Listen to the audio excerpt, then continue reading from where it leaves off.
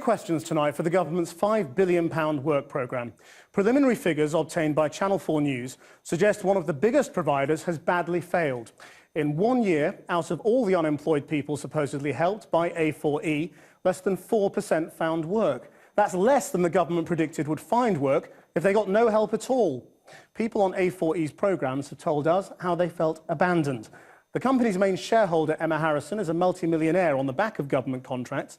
I'll be talking to her in a moment. But first, our social affairs editor, Jackie Long, has this exclusive report. On the move, getting Britain back to work. The job of getting 2 million unemployed people into jobs has been handed over by this government to big private companies. A perfect solution, the government insists, because if the companies don't get results, they just don't get paid. The work programme is absolutely central to this government's welfare reforms. The promise, it would deliver a revolution in getting people back into work. But we've seen confidential data from one of the programme's biggest providers, and it raises serious questions about how successful this revolution will be. That company is A4E, so popular with the government, its entire turnover of more than £200 million comes from contracts with them. One of the biggest, the work programme. A4E promises to take its customers on a journey into work through training, counselling and support, a programme tailored to the needs of the individual. Hello everybody, I thought you'd like to hear it first. There's some hot news and everything. The touchy-feely familiarity of its chairwoman, Emma Harrison, saw her feted not just by the media but by the Prime Minister no less. Convinced of her seemingly mythical power to transform lives, he made her his family czar. But the fairy tale lost some of its gloss when it emerged she'd paid herself £8.5 million in 2011. The company faced a slew of fraud allegations, though eventually cleared of systemic fraud. By then, Emma Harrison had been forced to resign the top job. Channel 4 News has seen A4E's performance figures for the first year, and they make grim reading. Just over 93,000 people were attached to A4E. Of those, just 3,400 successfully stayed in a job for the required time, a so-called outcome. That's fewer than 4 out of every 100, well below the minimum target of 5.5% set by the government. In return, taxpayers paid A4E almost £46 million in fees. That's £13,500 for every successful outcome.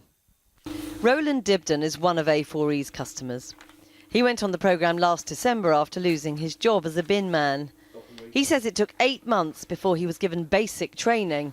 The rest of the time, he was forced to go for jobs he knew he was never qualified to get. You're sat at the desk for 2 or 3 minutes at a time where they go off and do their little bits and pieces, and then they come back and they throw you a job. And then they say, oh, my phone's ringing, I'll be back in a minute. So yeah, and it just goes on for like that for 10-15 minutes, and then they wrap it up and then you leave. And then I'm just left scratching my head, you know what I mean? I don't know what I'm doing. I've got to apply for these jobs, because if I don't, my money will get stopped. And I know they're no good. So I know I'm not trained for half of them. So what's going wrong? We spoke to a former senior manager at A4E. We protected his identity, but he told us the company simply isn't delivering on its promises. Advisors have swelling caseloads into the hundreds. It's just completely unmanageable. Advisors are concentrating on their top 10 customers to hit their monthly targets. With caseloads of 100 or 200, many are lost in the shuffle. Jill Parker says she's just one of those people. A trained solicitor with a Cambridge degree, she was put on the work programme with A4E after a career break of more than 20 years.